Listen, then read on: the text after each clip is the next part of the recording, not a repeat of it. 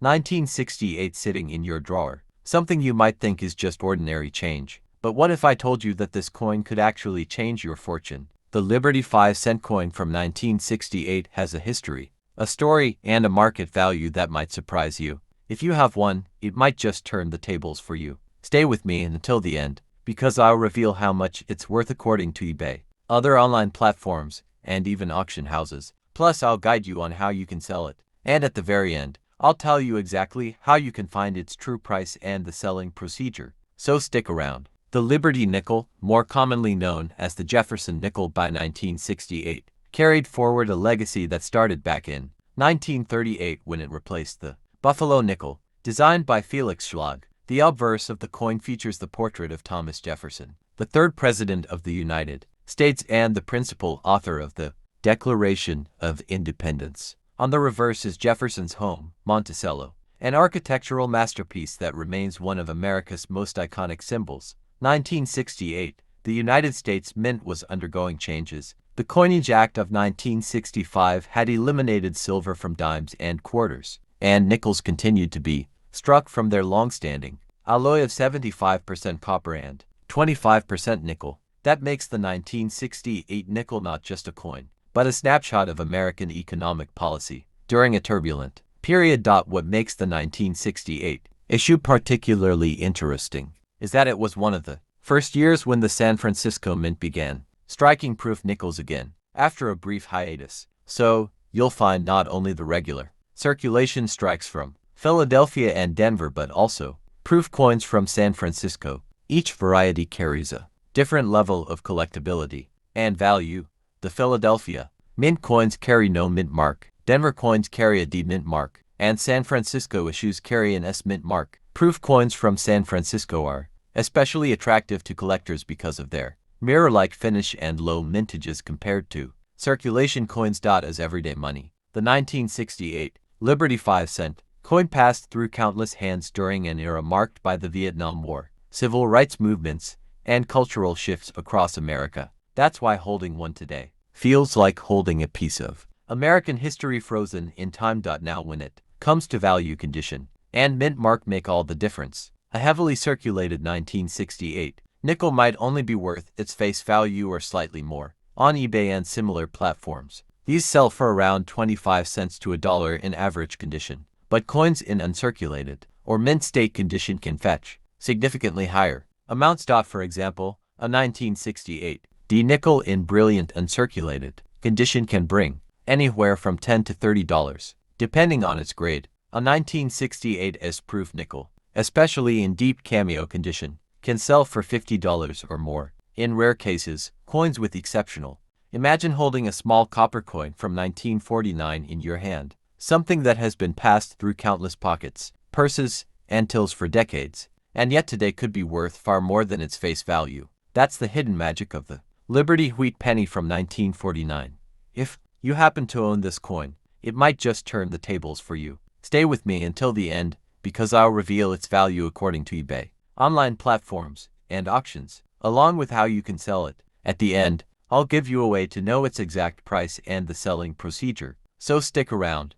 The 1949 wheat penny is a continuation of the iconic Lincoln wheat cent series, first introduced in 1909 to honor Abraham Lincoln on the centennial of his birth. This series ran until 1958, and during that time it became one of the most beloved and collected designs in American history. The obverse of the 1949 penny features the portrait of Lincoln, a design by Victor David Brenner, while the reverse proudly carries the wheat ears, symbolic of American prosperity and hard work. 1949. The United States was experiencing significant changes. World War II had ended only a few years earlier, and the country was entering a period of economic growth and transition. Pennies minted during this time circulated widely in a nation that was redefining itself in the post-war era. Each 1949 wheat penny is a small artifact of that moment in history, linking us to an America full of both challenges and opportunities.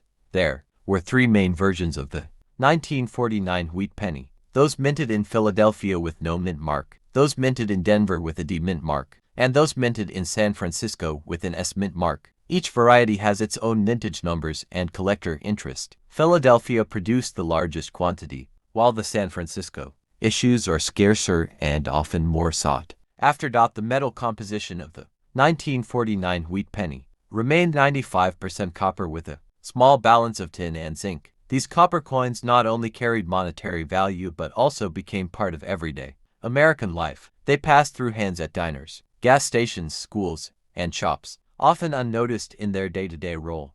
Today, the story is different. Collectors and sellers look at these coins with a sharp eye, focusing on details such as mint marks, condition, and even errors. For example, 1949 pennies with strong mint luster, sharp details, or doubling errors are far more valuable than ordinary worn pieces on eBay and other online platforms. A circulated 1949 penny might sell for as little as a few cents above its face value, especially in average condition. However, higher-grade coins begin to command stronger prices. Uncirculated examples often fetch between $5 and $20 depending on quality, and certified mint state coins can bring $50 to $100 or more. Some error coins or particularly rare examples have gone for even higher prices at auctions. Auction houses also highlight the potential of this coin's 1938 sitting quietly in your drawer or mixed into an old coin jar. A coin that most people would pass off as just another penny.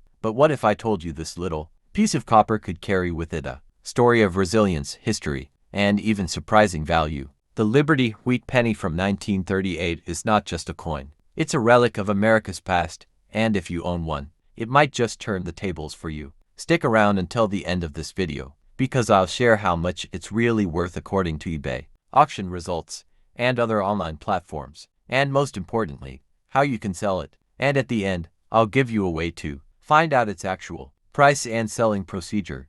The Wheat Penny series, officially called the Lincoln Cent, began in 1909 to commemorate the 100th anniversary of Abraham Lincoln's birth. Designed by Victor David Brenner, it was the first U.S. coin to feature a real person and not just a symbolic figure. By 1938, the wheat penny had already been circulating for nearly 3 decades, making it a common but beloved coin in American pockets.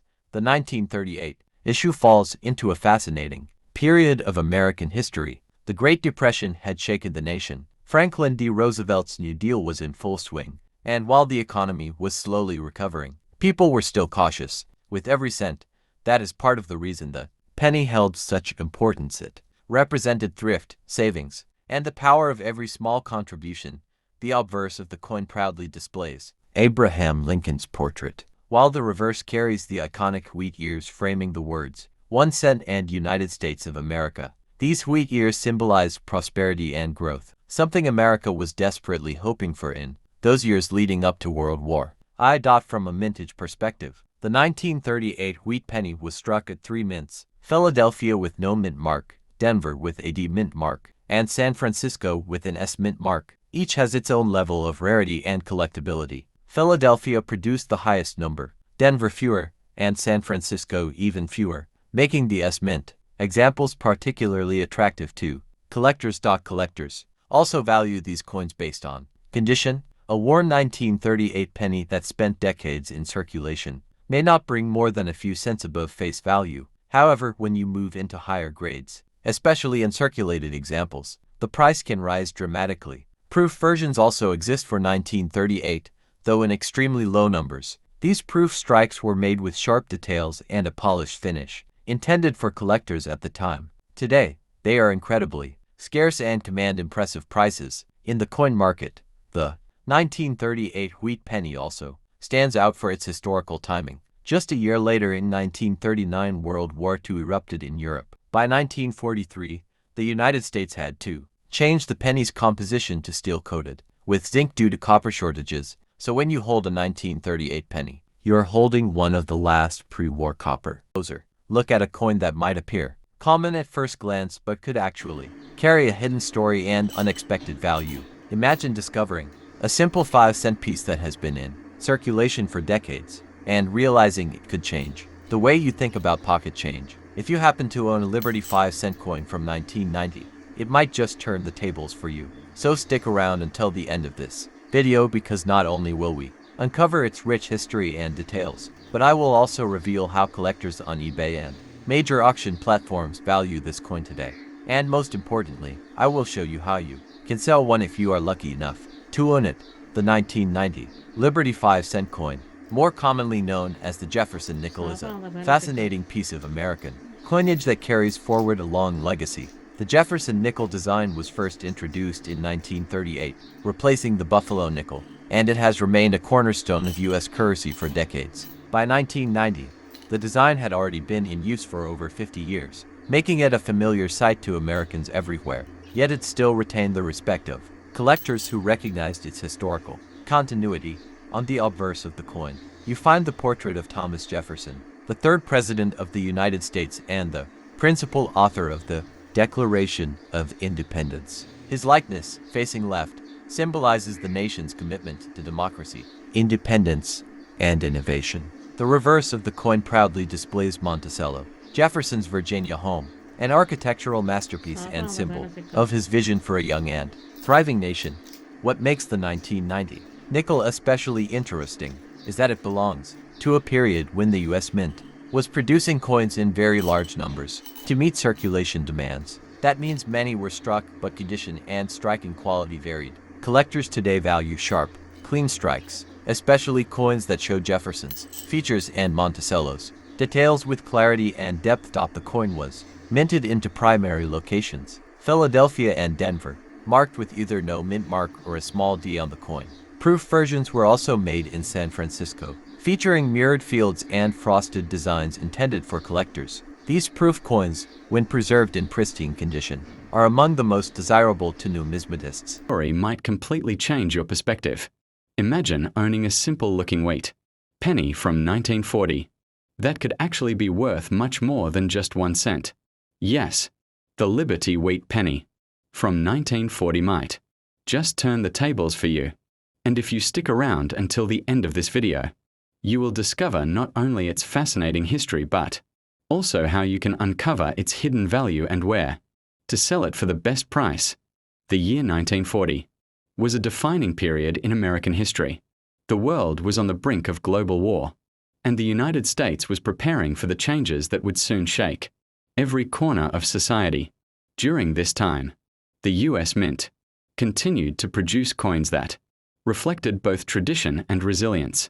The Liberty wheat penny, also known as the Lincoln cent, was one of the most common coins of the era, yet today, it carries a special weight in the eyes of collectors and historians. The wheat penny had already been in circulation since 1909, marking the 100th anniversary of Abraham Lincoln's birth. By 1940, Americans were deeply familiar with its design. On the obverse side, the strong profile of Lincoln represented leadership and perseverance, values desperately needed as storm clouds of conflict gathered overseas. On the reverse side, the two simple wheat stalks framed the denomination, symbolizing agriculture and prosperity, both of which were pillars of the American identity at the time. Minting for the 1940 penny occurred in 3 locations: Philadelphia, Denver, and San Francisco. Each mint left its own mark, or in the case of Philadelphia, no mint mark at all. These subtle differences in lettering and placement of the mint marks are what makes certain coins rare today. Collectors always keep their eyes on mint marks because they can dramatically increase a coin's desirability and value. The Philadelphia Mint produced the majority of 1940 wheat pennies, making them the most common. However, the Denver and San Francisco mints produced fewer, and certain variations or errors among those batches have become incredibly sought after. For instance, pennies with double die errors, where the design appears slightly doubled due to misalignment during striking, can be worth far more than their face value.